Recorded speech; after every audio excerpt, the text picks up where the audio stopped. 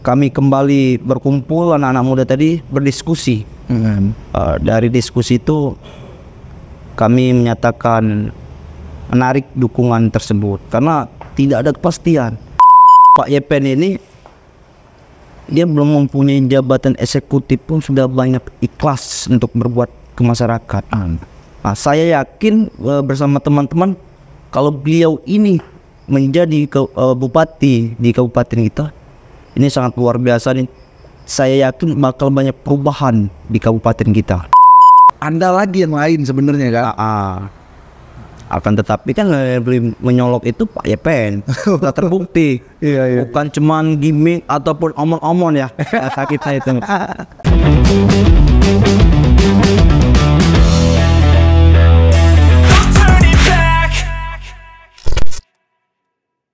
Assalamualaikum warahmatullahi wabarakatuh. Selamat malam, selamat pagi, selamat siang, dan selamat sore dimanapun Anda berada. Mudah-mudahan Anda semua dalam kondisi sehat dan tidak kekurangan suatu apapun. By the way, terima kasih bagi Anda yang terus mantengin channel ini, dan bagi Anda yang baru bergabung, monggo di subscribe channel ini dengan cara klik tombol subscribe di bawah, dan jangan lupa tinggal jejak like, komen, ataupun share apabila video yang kami upload dirasa bermanfaat. Oke, tak perlu panjang lebar, kembali lagi kita di Mengesah.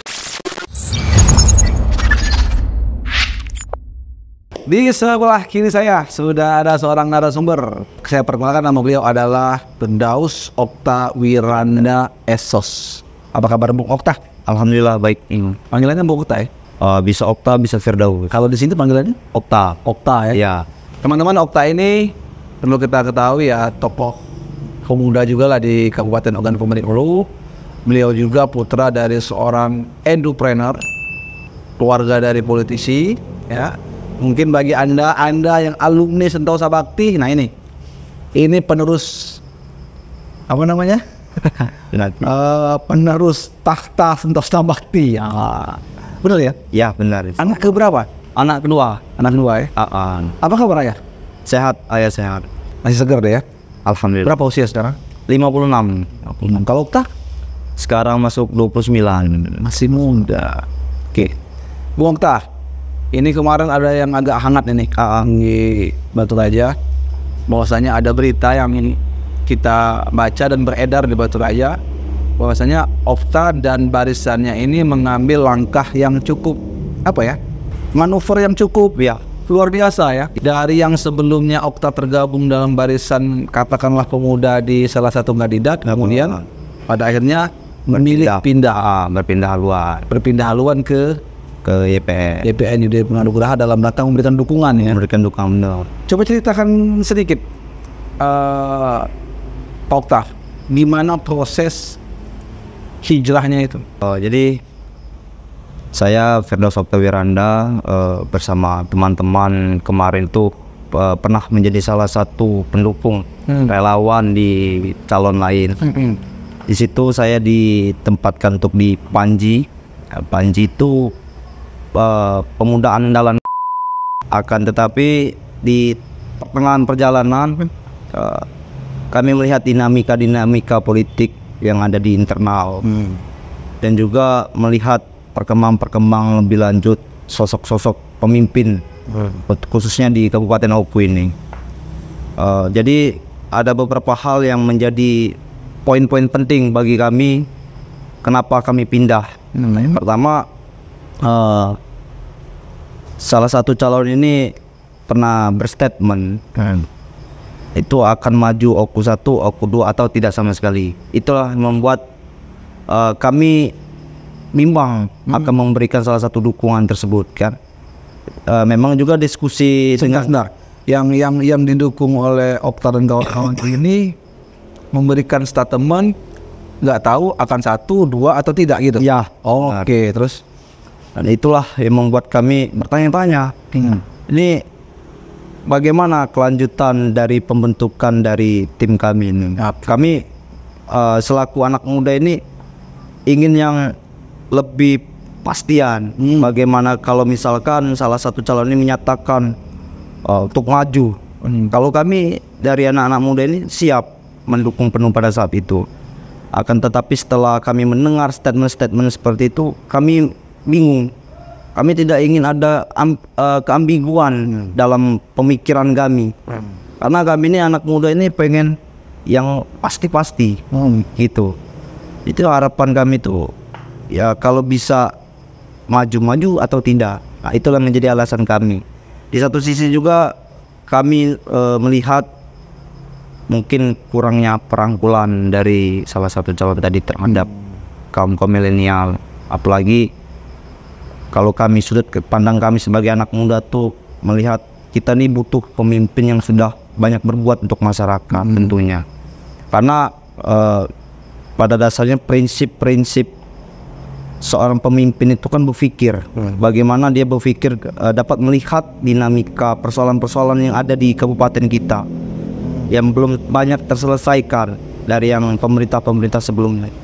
Khususnya kami anak-anak muda ini sangat berpikir kritis, melihat kabupaten kita ini kok jauh tertinggal dengan kabupaten-kabupaten lainnya.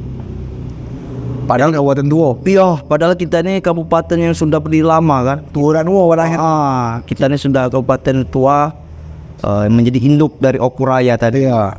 Itu menjadi alasan kami. Seketika itu kami kembali berkumpul anak-anak muda tadi berdiskusi.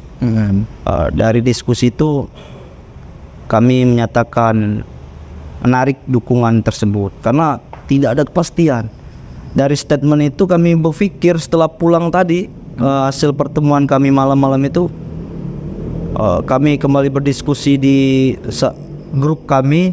Ini sebenarnya beliau ini maju atau tidak. Itu menjadi alasan dasar kami untuk menarik dukungan. Jadi ada justru yang mau didukung itu pun ragu. Sehingga itu menular kepada kalian. Iya, itu alasannya. Selain itu ada lagi enggak? Untuk alasan-alasannya itu mungkin kami sebagai di Panji kemarin itu kurang banyak diperdayakan. Bagaimana kami anak muda, keinginan kami tersendiri itu ayolah calon bupati itu harus turun langsung untuk melihat apa sih persoalan di kabupaten kita. Nah, kami berharap begitu, akan tetapi mungkin tidak sependapat atau beberapa hal dari pemikiran mereka. Itulah yang membuat alasan kedua kami juga mencabut dukungan itu dengan sepenuh hati. Nah, itu kan ceritanya. Sudah berapa lama sebenarnya bergabung dengan kandidat sebelah? Kalau saya pribadi itu saya sudah cukup 2 tahun setengah. 2 tahun setengah? Iya. Karena saya 2000 zaman Covid pada saat itu saya terpilih untuk menjadi ketua. Oh, kebetulan. Kebetulan pada saat itu di namanya. Iya. Jadi di situ saya mengenal sosok beliau. Mulai kami coba komunikasi yang membangun bagaimana nantinya ke depan, apakah beliau ini akan maju atau tidak untuk di kabupaten ini. Tentu kan ini kan ada resiko ya. Nah, ketika ini orang sudah tahu bahwasanya Okta dan kawan-kawan naik dukungan, apa yang konsekuensi yang diterima? Kalau saya secara pribadi itu dari sendiri, saya sudah di-cut dan mungkin dari ada telepon mungkin dari petinggi di sana mereka tahu gerakan saya sudah tidak sejalan, tidak serodah dengan mereka. Nah, itu menjadi konsekuensi yang saya terima. Tapi dalam hal politik saya bisa nerima apapun. Itu resiko dalam berpolitik karena ya politik kan dinamis kan sifatnya.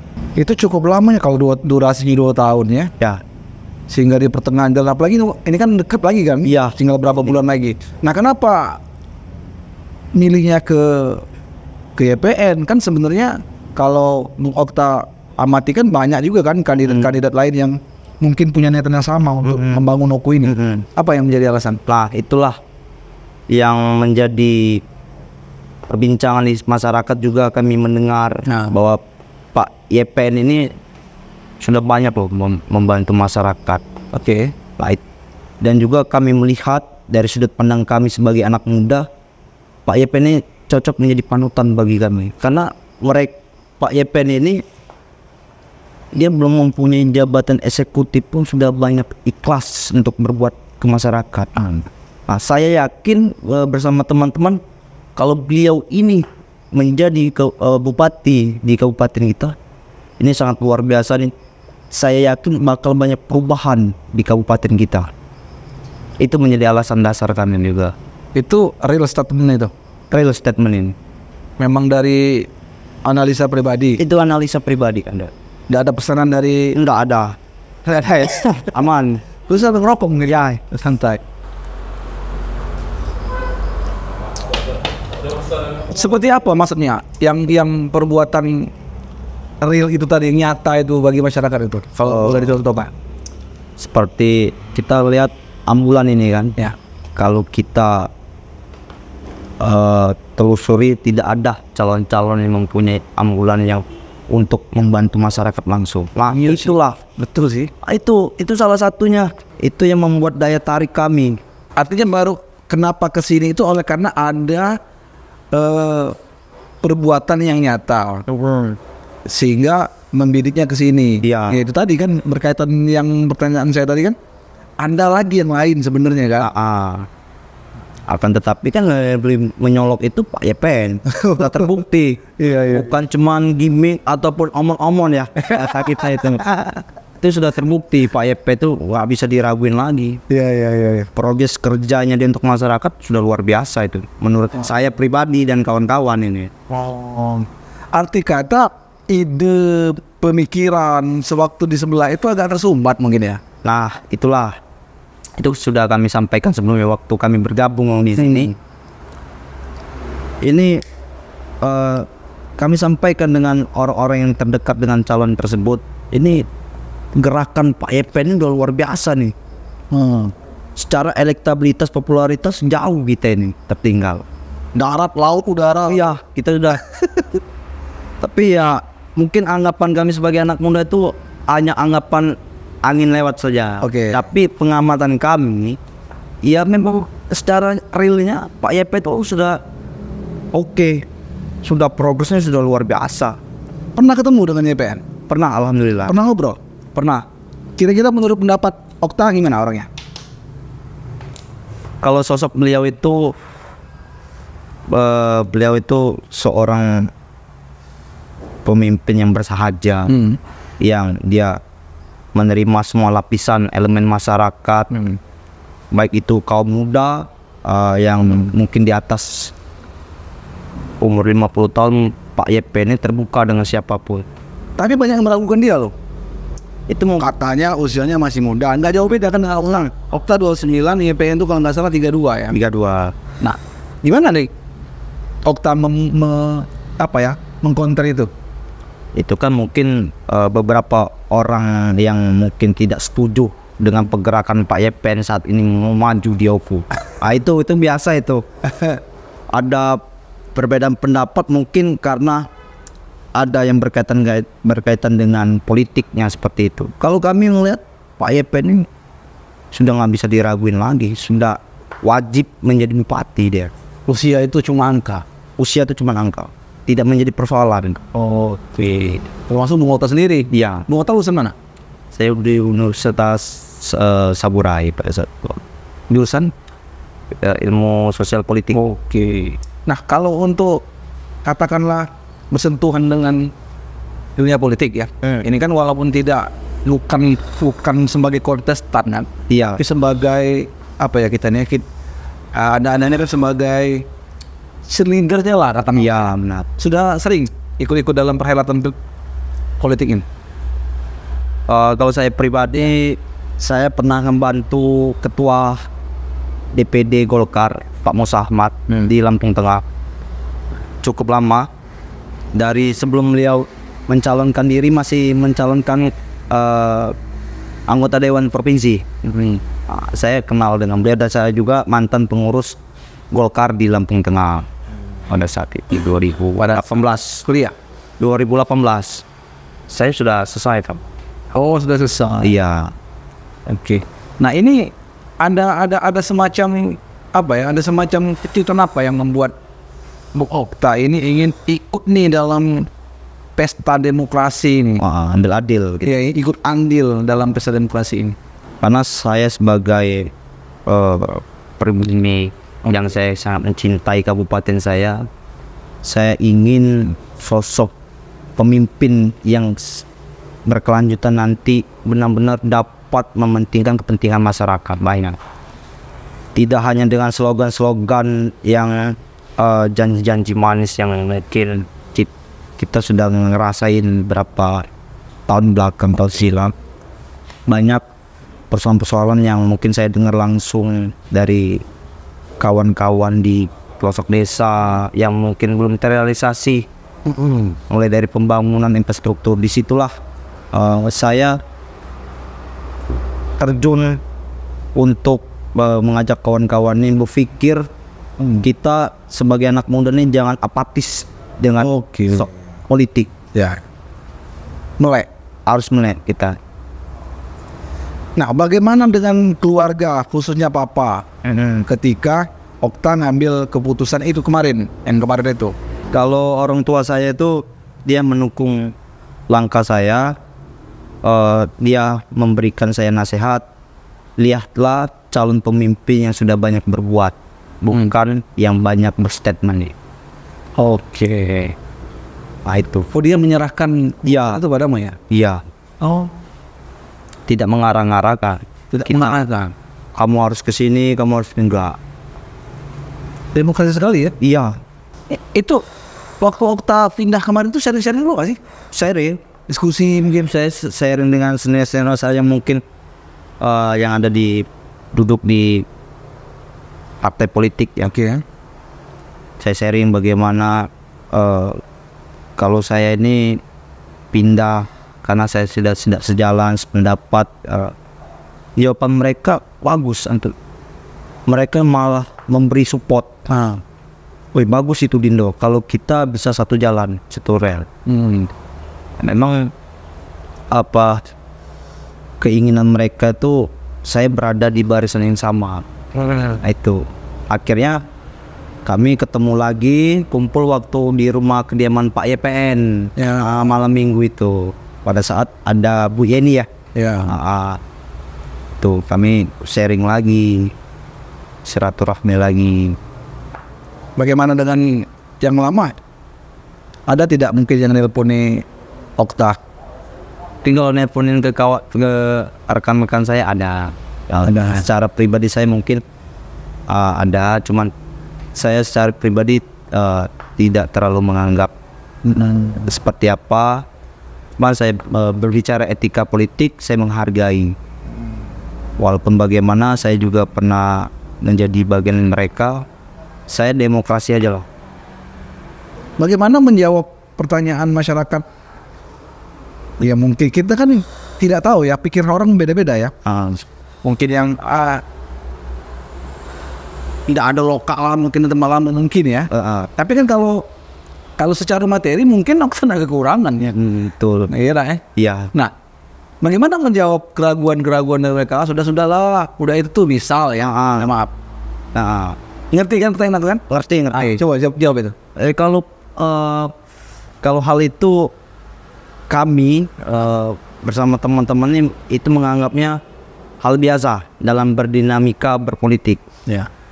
Karena kembali lagi kami berpindah haluan itu bukan karena sesuatu, tapi murni kami menginginkan pemimpin-pemimpin yang akan datang ini memang peduli dengan masyarakat kita.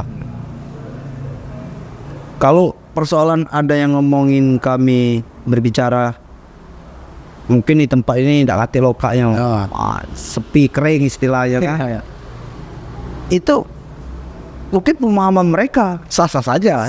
Itu pemahaman mereka, tapi kalau pemahaman kami tidak seperti itu. Ya cuma kalau secara logikanya agak berat kalau menuding seperti itu. Iya. Untuk apa kalau nyari duit? Ya minta maaf, bisnis banyak. Bahkan kalau misalkan ada tudingan yang seperti itu, saya berkali-kali menyatakan langsung kepada salah satu calon yang lama kemarin tuh, yang seperti inilah yang masyarakat inginkan. Karena ketika saya turun langsung ke lapangan, iya banyak orang yang belum mengenal figur beliau ini. Nah, saya berkeinginan bagaimana di bawah itu bisa mendongkrak suara dan figur yang bersangkutan tadi. Nyatanya agak sulit dilakukan karena respon. Ya, yang tadi. Oke, mungkin kita sudah yang di bagian itu ya, yang sudah cukup mengerti. Nah, aku minta pandangan dari Bung Okta, gimana nih dinamika politik khususnya kita jelang pilkada di Okta. Iya. Mungkin Bung Okta sudah punya peta-peta tersendiri ya. Coba digambarkan versi Okta. Secara figur calon pemimpin itu. Ya, secara figur, secara umum lah. Secara umumnya. Jadi kalau penglihatan saya dinamika sekarang ini, saya cuma melihat satu sosok. Oke. Karena yang satu sosok ini Pak Yepen ini, yang sudah saya katakan tadi, itu yang sudah berbuat banyak untuk masyarakat. Ya. Kalau mungkin yang calon-calon lain masih berseliweran di Oku ini, mungkin masih menebar spanduk segala macam pesona, tetapi grade integritasnya untuk masyarakat seperti apa itu belum ada. Kalau dinamikanya ya mungkin satu figur inilah yang terbaik buat masyarakat Oku. Nampak tak persaingannya sebenarnya? Persaingan itu nampak sekali, karena apalagi ada isu yang mengatakan Pak PJ ini bakal ikut belaga di pilkada ini. Nah itu bagaimana tanggapan Bung Okta? Kalau menurut pribadi saya ya sah-sah saja, karena beliau juga merupakan putra terbaik yang ada di kabupaten kita. Siapapun masyarakat Indonesia berhak mencalonkan dan dicalonkan. Akan tetapi kembali lagi ke persoalan tadi, mampu tidaknya seorang pemimpin itu mempergunakan ide dan pemikiran dia untuk membangun kabupaten ini. Saya pun pribadi bisa mencalonkan diri. Ya, aku tuh bisa. Akan tetapi kan kita harus punya bagaimana pemikiran untuk membangun kabupaten kita dulu. Siapa yang memasuki pikiran Bung Okta sehingga selalu disebut namanya PN itu? Saya udah mungkin udah 1,5 tahun itu saya melihat pergerakan warnanya waktu gabung di situ pun sudah timbul keraguan sebenarnya. Saya udah melihat pergerakan Pak Yepen ini luar biasa. Cukup mengkhawatirkan ya? Iya cukup. Apalagi kita lihat dari pasca pileg kemarin. Pak Yepen ini mampu mengantarkan kader-kader terbaiknya duduk di parlemen Oku 8 kursi ya? Plus 1 kursi di provinsi. Sejarah itu?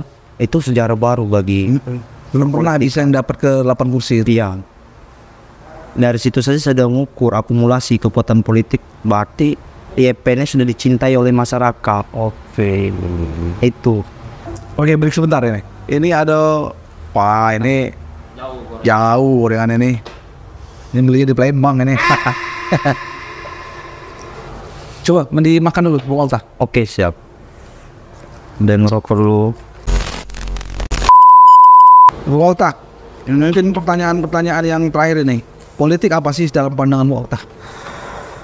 Politik itu adalah bagian dari kebutuhan masyarakat. Oke. Karena suatu kebijakan pemerintah itu bagian dari politik, rodanya politik. Berdampak sekali. Artinya kalau kita tidak ada ikut terlibat rugi dong. Rugi kita. Apalagi kita sebagai generasi muda yang mungkin esoknya kita akan menjadi pemimpin yang akan datang, harus peka melihat situasi bagaimana menilai pemimpin kita yang ada di Oku. Jadi ini memang murni Bung Okta melihat situasi dan kondisi yang terjadi ini. Iya betul. Kenapa tidak ada niatan penting berpolitik praktis? Tidak anggota dewan mungkin? Kalau saya dulu pernah mencalonkan diri. Pernah? Iya, itu juga disuruh mantan ketua partai saya dulu, Pak Musa Ahmad. Di Lampung Tengah. Oh jauh. Iya. Terus saya nyalon, kamu nomor urut 8. Oke siap Pak Ketua. 2000 berapa itu? 2014. Oh.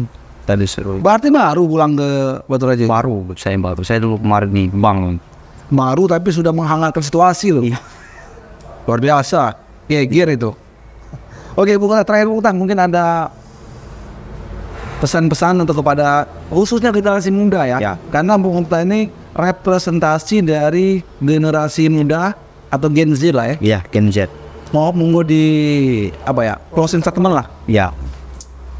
Untuk generasi-generasi muda, saya berpesan kalian jangan menjadi apatis dalam berpolitik, apalagi kita menuju pemilihan pilkada di Kabupaten Oku ini.